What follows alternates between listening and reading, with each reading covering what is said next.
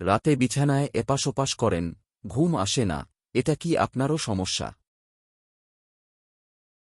আমরা প্রায়ই চাপ বা স্ট্রেসকে দায়ী করি, কিন্তু আসল কারণগুলো আরও গভীরে। মোবাইল ফোনের নীল আলো আপনার মস্তিষ্ককে দিনের বেলা মনে করিয়ে দেয়, ঘুম আসতে দেরি হয়।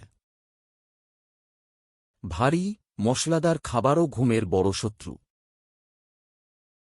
গরম আর্দ্র রাত, শরীর চায় ঠান্ডা, অন্ধকার ঘর। ঘুমানোর আগে হালকা গোসল আর পাতলা তোয়ালে দারুণ কাজ করে। আরেকটি সহজ সমাধান, শ্বাস-প্রশ্বাসের ব্যায়াম।